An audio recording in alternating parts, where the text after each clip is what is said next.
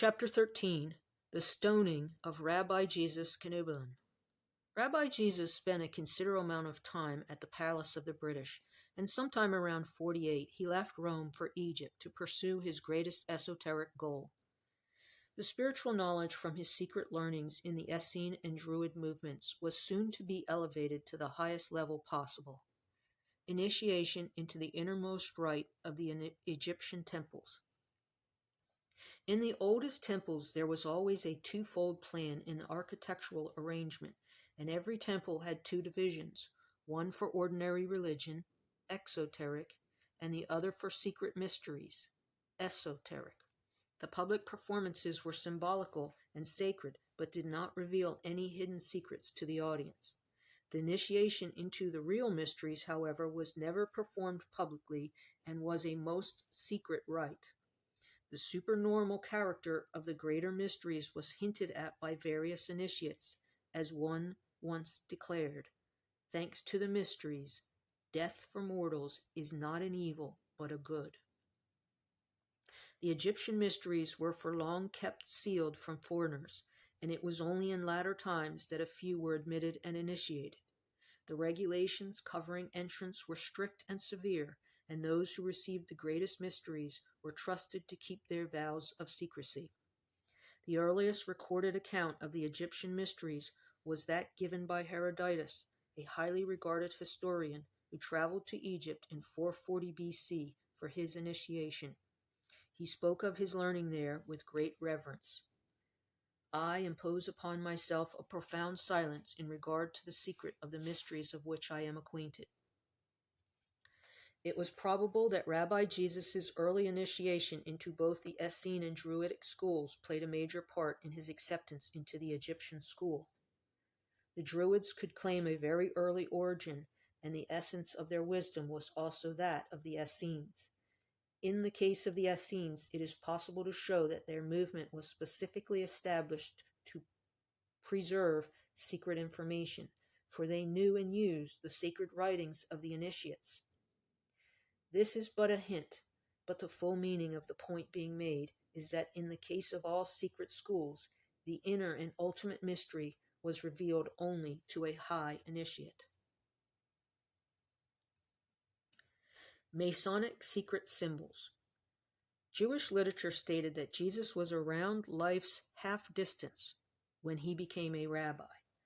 The author of the Codex Nazareus said John the Baptist had baptized for 42 years when Yeshu, the original spelling of Rabbi Jesus' name, came to the Jordan to be baptized with John's baptism. Assuming John the Baptist was around 20 years of age when he commenced baptizing, this statement, if reliable, would show Rabbi Jesus to be approximately 60 years old when baptized, for the Gospels made him but a few months younger than John. The present copy of the Codex Nazareus dates from 1042, but Bishop Irenaeus quoted from it and cited ample references to it. The material common to Irenaeus and the Codex Nazareus therefore was at least as early as the compilation of the canonical Gospels, sometime during the second half of the 2nd century. A statement in the Gospel of John 8:57 had Jews saying to Rabbi Jesus, "You are not yet 50 years old," an indication that the twin brothers were considered by the people who compiled the John Gospel to be men much older than Jesus Christ, as portrayed in modern church literature. Both the documentation of Irenaeus and the internal evidence in the Gospel account placed Rabbi Jesus still alive around 20 years later than the time the church said he died. The records of Irenaeus, 115-202, Bishop of Lyons, revealed that Rabbi Jesus, on completing his 30th year, he suffered, being in fact still a young man, and who had by no means attained to advanced age. Now that the first stage of early life embraces 30 years, and that this extends onward to the 40th year, everyone will admit. But from the 40th and 50th year, a man begins to decline towards old age, which Jesus possessed while he still fulfilled the office of a rabbi, even as the gospel and all the elders testify. In this passage, Irenaeus clearly stated that Rabbi Jesus suffered in his 30th year, yet still possessed the latter years of his life to fulfill an office of spiritual teaching. The suffering was the ordeal of one of at least two initiations during which a long period of deprivation was an essential part of the process. It should be noted that Bishop Irenaeus purposely prepared against heresies to contradict another statement current in his time and to the effect that the ministry of Rabbi Jesus lasted 1 year. Irenaeus, writing about 90 or 100 years after the death of John the Baptist, consistently stated Rabbi Jesus' decline toward old age, and the gospel and all the presbyters testify. That time frame was confirmed because Roman Emperor Trajan came to power in the year 98. That made John, on the authority of Irenaeus, a man of around 100 years old. From Irenaeus' writing, it was evident the first missionaries of the Christian church were far more willing to admit the truth than their successors. St. Austin, in 380, asserted that it was generally known in church circles that Rabbi Jesus had been initiated in Egypt, and that he wrote books concerning magic. In the Gospel of Nicodemus, the Jews brought the same accusation before Pontius Pilate. Did we not tell you he was a magician? Celsus, in 178, spoke of the same charge. In the Clementine Recognitions, the accusation was brought against Rabbi Jesus that he did not perform any miracles, but practiced magic and carried about with him the figure of a seated skeleton. Jewish tradition invariably asserted that Rabbi Jesus learned magic in Egypt. The kernel of this persistent accusation may perhaps be reduced to the same historical element that Rabbi Jesus went to Egypt and returned with far wider and more enlightened views than those of his former religious associates. The accusations against the result of Rabbi Jesus Knubelin's Egyptian trip were numerous and one of the most enduring charges of the Jews. They even ventured to call him a magician and a deceiver of the people, complained St. Justin Martyr. It is a matter of interest in this premise that the word Druid, partially derived from Drew, which also meant a magician, sorcerer, Druid. It was indeed strange to read yet another revealing passage in the writings of Justin Martyr. Justin, giving as his authority Trogus Pompeius, showed Joseph of Arimathea, the father of Rabbi Jesus, as having acquired a great knowledge in magical arts with the high priests of Egypt. This assertion bears more the evidence of fact on its face than the transparent fabrications concocted by the later presbyters. Interestingly enough, the church again recorded the word magician in relation to Rabbi Jesus, this time by Bishop Eusebius in the 4th century. He said that Heracles, governor of Bithynia, claimed the 1st century sage Apollonius of Tyana had done works far greater than had done Rabbi Jesus, who Heracles described as a magician and a robber. One of the best and most unquestionable proofs of Jesus the magician assertion was found in the Gregoriana Museum in Rome. On a sarcophagus panel with bas relief representing the miracles of the gospel, Jesus Christ may be seen the full figure of Rabbi Jesus, who in the depiction of the resurrection of Lazarus appeared beardless and equipped with a wand, in the received guise of a necromancer, whilst the corpse of Lazarus was swathed in bandages as an Egyptian mummy. This sarcophagus was placed among the earliest productions of that particular form of art, which later inundated the world with mosaics and engravings representing the events and personages of the New Testament.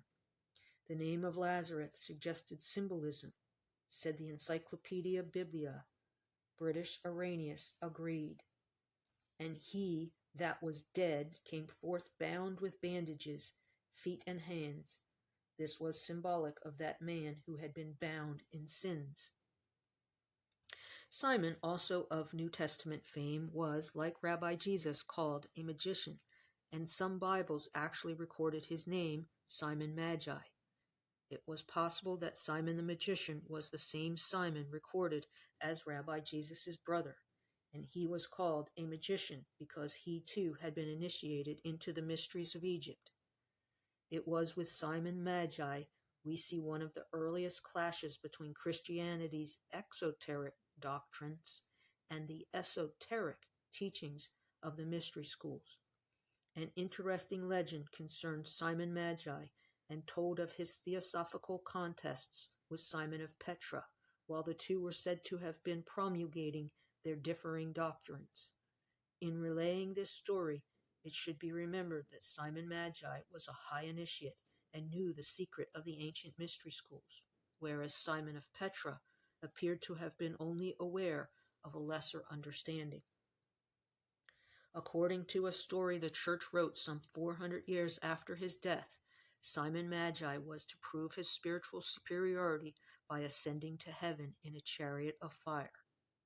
In the story, he was made to be picked up and carried high into the air by unseen infernal spirits. When Simon of Petra saw this, he cried out with a loud voice, ordering the invisible spirits to release their hold on Simon Magi, and they obeyed. Simon Magi fell a great distance and was killed, decisively proving to the rabble, when told, the superiority of the Christian saints' powers. This story was undoubtedly manufactured out of whole cloth, as it was only one of many accounts concerning Simon Magi's death, none of which agreed. The initiation of Rabbi Jesus into the greater mysteries. Those who were initiated into the ancient mysteries took a solemn oath never to reveal what had passed within the sacred walls. Every year, only a comparatively few Egyptian initiations were conducted, and the number of persons who knew their secrets was never at any time large. The initiations always took place with the onset of darkness, and the candidate was entranced for periods of varying lengths, depending upon the level of the degree for which he had entered. The first initiatory step involved a 40-day procedure that basically involved purification, not only in physical form, but dissolving all tendencies to evil thoughts, purifying the mind as well. He fasted, alternatively on vegetables, juices, and very special herbal concoctions. The New Testament recorded that this happened to Rabbi Jesus, who was led into the desert, and he fasted 40 days and 40 nights. Matthew 4:1-2. There are two important matters arising from this gospel narrative. Firstly, it was recorded that Rabbi Jesus was led into the desert. He was led by the person or guide who was to see him through his initiation into the knowledge of the mysteries. Secondly, the number 40 used in relation to Rabbi Jesus can be found many times in the Bible. Bishop Augustine of Hippo expressed amazement about this number when he said, "How then is work perfected in the number 40? When analyzed, the number 40 was used in both the Old and New Testaments as expressive of a particular period of probation or trial. The Israelites, for example, wandered 40 years in the wilderness, and 40 years of bondage they also had to serve under the hard yoke of the Philistines. Moses was made to spend 40 days on the Mount of Sinai, and both David and Solomon were made to reign for 40 years each. Elijah was 40 days in hiding. For 40 days the deluge fell, and for yet another 40 days Noah was shut within the ark. The men of Nineveh had a like period of probation under the preaching of Jonah. The punishment of scourging of criminals was limited to 40 strokes, Deuteronomy 25:3. So when Rabbi Jesus Knubeline entered into his probation period, it had to be for 40 days. Such was the tradition of the times. This trial period involved more than just fasting. During the 40 days and nights of ordeal, the candidate was required to study astronomical charts to supplement his skills in astronomy and memorize charts of the heavens. They were also given a particular ritual from which to memorize certain passwords, secret signs, and hand clasps, skills that are still practiced to this day in Freemasonry. Nor were these initiations limited to Egypt. The ancient civilizations inherited these mysteries from a remote antiquity, and they constituted part of a primitive revelation from the gods to the human race. Almost every people of pre-Christian times possessed its institutions and traditions of the mysteries. The Romans, the Druids of Britain, the Greeks, the Cretans, the Syrians, the Hindus, the Persians, the Maya, and the American Indians, among others, had corresponding temples and rites with a system of graduated illumination for the initiates. The modern world knows little of these ancient rites, yet they were conducted in a huge variety of buildings the world over. Dozens of hypotheses are resorted to, for example, one more unlikely than the other, as to the 62 round towers of Ireland, those cylindrical edifices with a single door around 3 meters from the ground, were built for no other purposes. They were sacred places of initiation. The towers, which are also found throughout the East and Asia, were directly connected with the mystery initiations. The candidates for initiation were placed in them for 3 days and 3 nights, whenever there was no temple with a subterranean crypt close at hand. In this aspect of the initiatory procedure, we again see a direct gospel parallel with Rabbi Jesus saying, "After 3 days I shall rise again," for he knew the finishing process he was to undertake would take 3 days, being a symbol of the period of time required to complete a condition of development. The ancient Egyptian hieroglyphic texts speak of an initiate as twice born, and he was permitted to add to his name the words, "He who has renewed his life," so that on some ancient tomb inscriptions, archaeologists still discover these phrases descriptive of the spiritual status of the deceased person. So little did the later gospel writers understand the initiatory process that they never perceived they were developing a story that included a rabbi, archdruid of Britain, experience in an Egyptian mystery school. The place of the skull. Using gospel narratives and combining them with what was recorded about the mystery schools and their initiatory process, we learn what the place of the skull really was. Church dictionaries define Golgotha as the place of the crucifixion of Jesus Christ. However, the oldest Gospels used the word skull, and Golgotha was simply the Greek word for skull. In the 5th century, it came to be taken to mean a barren, craggy, oval-shaped hilltop outside the city of Jerusalem. Such a physical place as Golgotha was not documented in any historical records and was only found in the New Testament, where it was later interpreted as a place or location. The place of the skull was a reference to the display of a human skull in the initiatory process and has been used by the mystery schools in such a manner for thousands of years. For them, it was symbolic of mortality and was used to connect the initiate with higher awareness of his purpose that cannot be reached with words.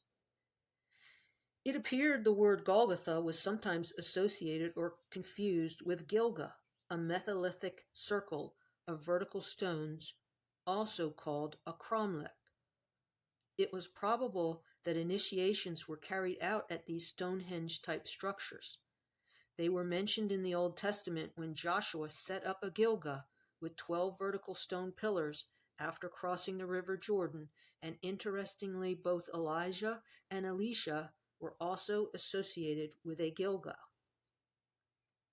The ancient Egyptians introduced a full skeleton at their feasts to impress the idea of the evanescence of all earthly enjoyments. In early times, the death's heads appeared on heralds to denote the deceased person was the last of the family. The Masons subsequently adopted the symbol, and in all degrees where it was necessary to impress the idea of mortality, a skull or a skull and crossbones were used for that purpose. If we wonder why the skull is so important in Christianity today, it was simply a reflection of its vital and compulsory use in ancient and modern initiatory rituals.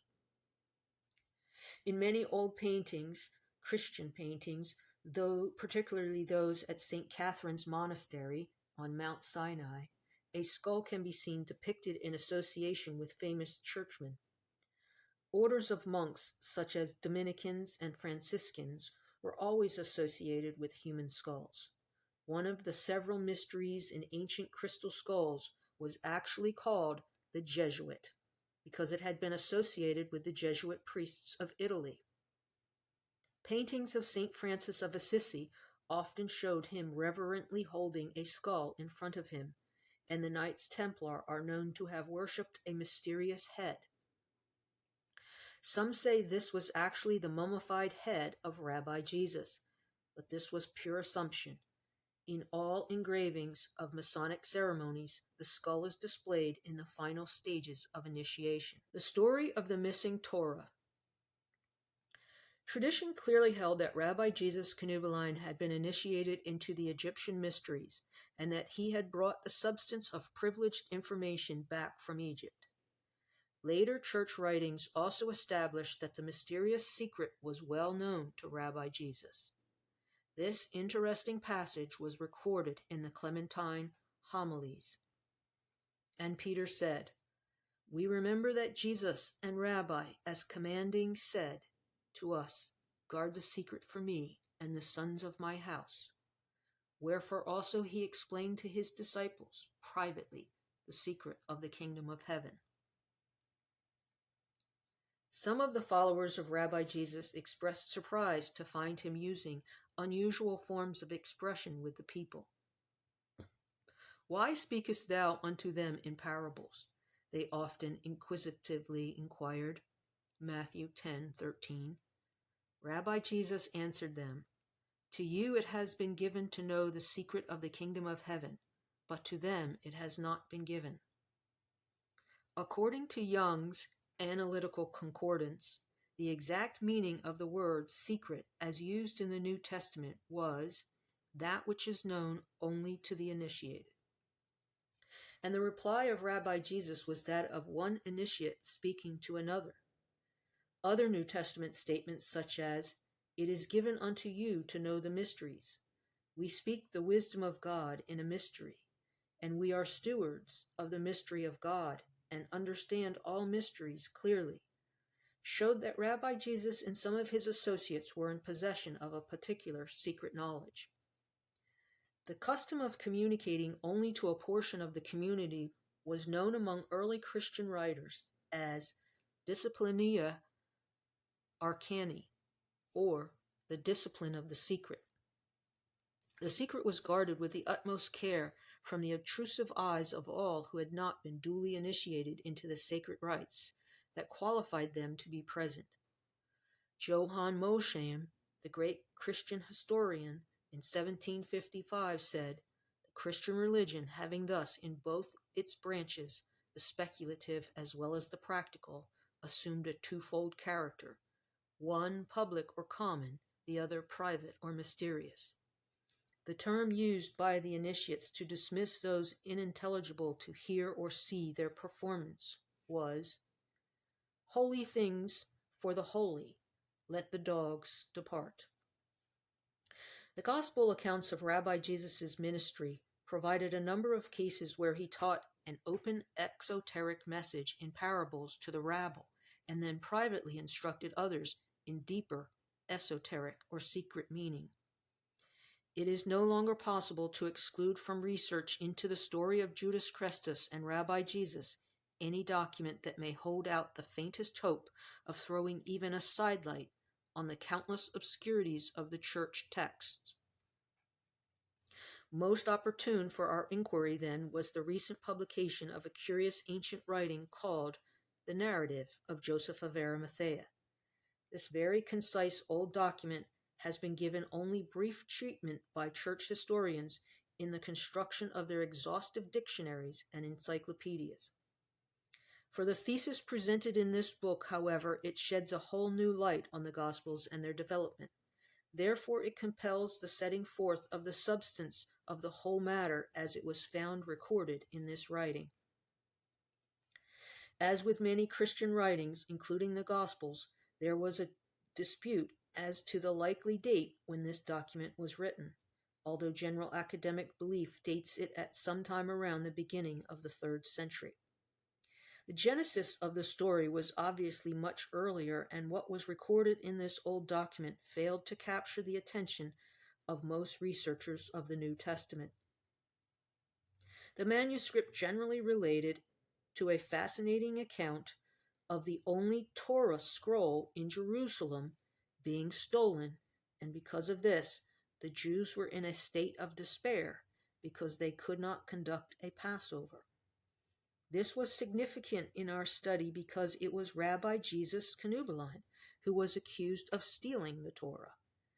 A woman called Sarah publicly accused Rabbi Jesus of this act, and the Jews said to her, "We believe you," for they held her as a prophetess. At the 4th and 5th hours they went out and found Jesus walking in the street. Towards evening they obtained a guard of soldiers. They came to Jesus and saying, "Hail, Rabbi!" They took Jesus to the high priest, who examined him. Jesus was held captive upon Sarah's word.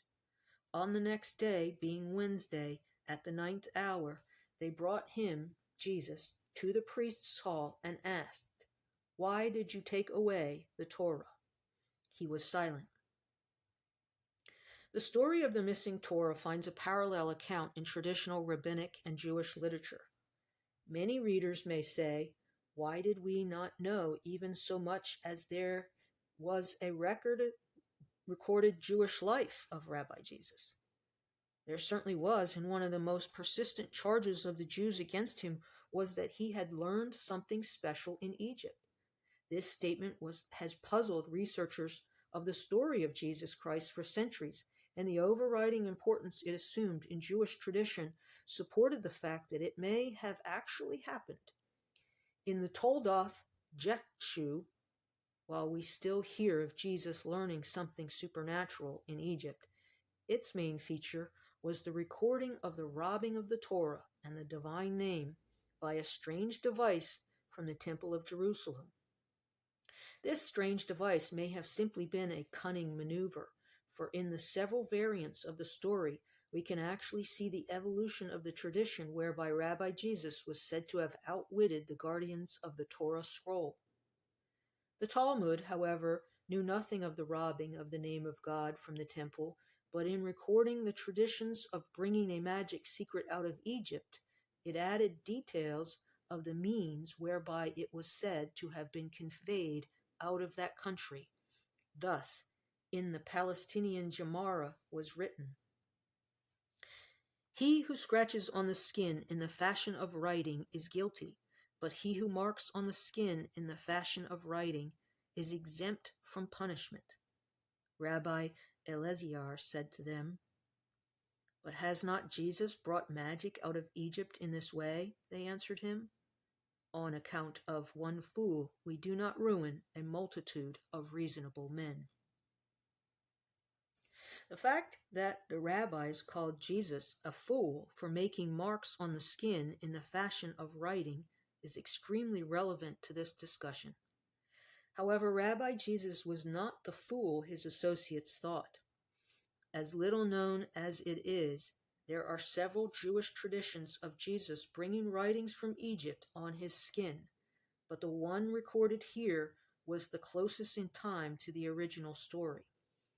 It was interesting to note that Rabbi Eleazar met with the objection that Rabbi Jesus brought something mysterious from Egypt by marks on the skin, but not by scratching or tattoos.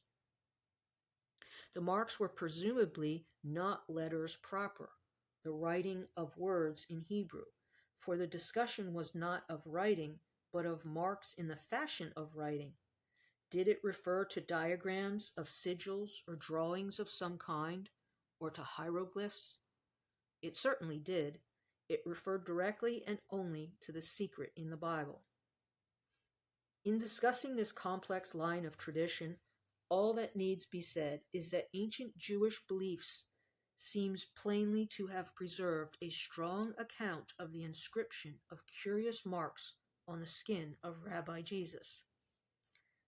The idea in the mind of the rabbi was presumably that the Egyptians were known to be very jealous of their mystical lore, and did all they could to prevent writings revealing what was being taken out of their country.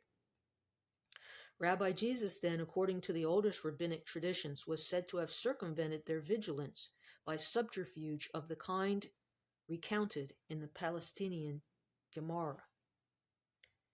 In considering the preservation of these peculiar descriptions of the Torah being stolen in both Jewish and Christian tradition, we may possibly be provided with the answer to a major unknown gospel problem. It was the Sanhedrin who subsequently tried Rabbi Jesus for stealing the Torah, not the Romans. They were the supreme Jewish religious, political, and legal council in Jerusalem at and before New Testament times. Before the beginning of the Christian era, the Sanhedrin became sufficiently confident in its authority that the high priest Hyrcanus II summoned Herod to stand trial on capital sentences he had passed without the Sanhedrin's authority, Josephus. At this particular time, they had 4 species of capital punishment, all just as cruel as Roman crucifixion. They were stoning, burning, beheading, and strangulation. When Herod took Jerusalem in 37 BC, he retaliated by killing the entire membership of the Sanhedrin, Josephus. Under the Roman procurators, 6 to 41 AD, the Sanhedrin's power increased once again. So when the gospel started to come into existence in the second half of the 2nd century, the writers representing the Sanhedrin as the supreme court of justice. The chief priests were the key figures in the Sanhedrin. They were probably the former high priests and members of the priestly aristocracy from which the high priests were chosen. According to the historian Josephus, they were the leading men of the people of Jerusalem, the powerful and the dignitaries. The real grievance against Rabbi Jesus by the Sanhedrin was hinted at in the Gospel of John 11:45-53. Here it was said that the Jewish high priests, meeting informally, decided to try Rabbi Jesus. Members sat in a half circle so they could see each other. Before them stood 2 scribes, one writing down what was said for and the other what was said against the accused. The high priest questioned him about his teachings, John 18:19, and Rabbi Jesus replied that he had said nothing secretly, John 18:20. If the Sanhedrin believed Rabbi Jesus had stolen the precious Torah, they would indeed have had a reason to bring him to trial, for the theft of their most valued document prevented them from keeping the Passover and partaking in the consumption of the obligatory 4 chalices of wine. Not only had they lost their Torah, they also had lost access to the very sacred secret it contained. In connection with the charges against Rabbi Jesus, there was a remarkable passage preserved in the Babylonian Gemara that demanded attention. This recorded the essence of the original charge against Rabbi Jesus, and it ran as follows in part: that thou shalt not have a son or disciple who burns his food publicly, like Jesus the Nazarene. The main point of the accusation was contained in the word publicly. It was the doing of something or other in public, which apparently might not have been tolerated privately, but which was presumably the natural thing to do in private. The main burden of Christian tradition was that Rabbi Jesus went out and taught the people the law of Moses, the poor, the outcast, the oppressed, the sinners, to all of whom, according to rabbinic law, the mysteries of the Torah were not to be expounded, unless they had first of all purified themselves by the long process of initiation. These so-called ignorant and unclean persons were Amehaz-aret, men of the earth, and the secret in the Torah was certainly not for them. The strict fold of rabbis charged Jesus because he burnt his food publicly. That is to say, Rabbi Jesus was about to renounce openly what he had learned in Egypt. He was about to reveal the secret in the Bible, that sacred mystery of the ancient schools, and more importantly, the highly confidential divine name of God. He said so himself. Nothing is covered up that will not be revealed, or hidden that should not be known. Therefore, whatever was said in the dark shall be heard in the light, and what was whispered in private rooms shall now be proclaimed from the rooftops. Luke 12:2. The disclosure of secret information blatantly violated the ancient rule of the order of the high priests, and they had to stop him. It was evident that the whole point of the story of burning food publicly had to do with some scandal or breaking of the established rule or order of things, or with paving the way for doing so, and was the downfall of Rabbi Jesus. The main point here, however, is the question of why would Rabbi Jesus want the Torah? He said, "Think not that I have come to destroy the Torah and the prophets. I came not to destroy, but to complete." Matthew 5:17. From the evidence of both the early church and rabbinic records, one of the most tenacious charges against Rabbi Jesus was that he had learned something special in Egypt. What this meant was that he had traveled to an Egyptian mystery school, learned the secret, and returned to Jerusalem, with marks in the fashion of writing on his skin. With these inscriptions, he then needed the Torah, and there was only one at Jerusalem, to publicly demonstrate to the uninitiated the secret that it held, an act most stringently forbidden by the initiates. This attempted disclosure of age-old hidden information offended the priestly line, for one is wholly forbidden to reveal their mysteries. Rather, one must keep them secret in silence. For this reason, he was arrested by the Sanhedrin, charged and tried. The chief priests accused him of many things, Mark 15:3, found him guilty, and sentenced him to die by stoning for attempting to make public the essence of the hidden mysteries. The Gospels recorded that the rabbis took up stones to throw at him, but Jesus hid, John 8:59. On a later occasion, he was captured, and attempts were made to throw him headlong off a cliff, but Jesus managed to again flee unharmed, Luke 4:29. Yet another attempt to stone him failed. He escaped and went into hiding, John 10:31. It is impossible now to recover accurately the subsequent movements of Rabbi Jesus, but a combination of writings indicated that he entirely left the area with the Torah, returned to Britain, but was pursued. The stoning at Lud. The early church knew the real story of the death of Rabbi Jesus. In the research for this book, an ancient document titled the Arathis Codex became available. This writing appeared to have had at least two previous titles, but in its current form it purported to be the works of the 2nd century presbyter Bishop Clement of Alexandria. This writing stated that in his 63rd year of his age, Rabbi Jesus was stoned to death. Another of the early presbyters also confirmed Rabbi Jesus was killed by stoning. Writing about 197 to 198, the Bishop of Carthage, Tertullian, rhetorically addressed the Jews, stating, "Ye stoned him."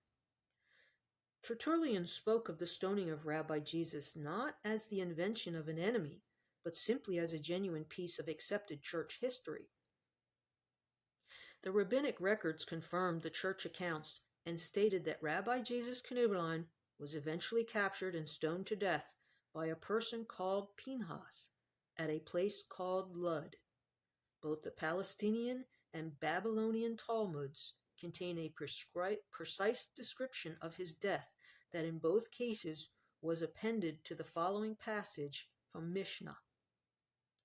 And to bring him forward to the tribunal and stone him, and thus they have done to Jesus at Lud, and they hanged him on the day before Passover. But where was Lud? Some have suggested that maybe it derived from Lydda, to Lydium, to Laud. However, this was not so, for the origin of the name was recorded in rare old documents. The name Lud, sometimes Lund, derived from the great burh, Londonburg, which is the greatest and most famous of all burhs in the northern lands. Both name and town alike are popularly accounted for in the wonderful legend of Geoffrey of Monmouth that found credence in the Middle Ages. According to this story, Brutus, a descendant of Aeneas, who was the son of Venus, founded this city after the fall of Troy, circa 1100 BC, and called it Troynovant, or New Troy. About 1,000 years later, in 41 BC, there reigned in the same town King Lud, the father of Tenvantius, Mary Magdalene's father, who built walls and towers to this city and renamed it Caer Lud. Thus, Lud's town became Londinium in the 4th century, and then London, capital city of England today and chief city of the British Empire. King Lud's name still lives in London today and is encompassed in one of the 7 double gates called Ludgate, the location of St. Paul's Cathedral and the probable site of the stoning of Rabbi Jesus. Both these ancient rabbinic accounts are part and parcel of the Lud tradition, and the death of Rabbi Jesus in both writings was by stoning in Britain, clearly inferred from the Babylonian Talmud. Stoning and then the hanging of the body of Rabbi Jesus was recorded in Jewish history, and Jesus Christ hanging on a stake was also preserved in the canonical Christian writings today. The word stake, not cross, was found in all oldest Christian Gospels, and the cross tradition did not enter the New Testament until centuries later. The Church admitted that there is no proof of the use of a cross until much later than the 6th century. The word cross was later substituted for the word stake in the rewriting of the Christian texts. It was recorded in Christian archives that the general use of the crucifix became ratified at the 6th Ecumenical Council in 680. The council decreed that the figure of a man fastened to a cross be now adopted. The new church logo was later confirmed by Pope Hadrian I. About a century afterwards, the first pictures of Jesus Christ standing against a cross slowly started to appear, mainly in Syrian art.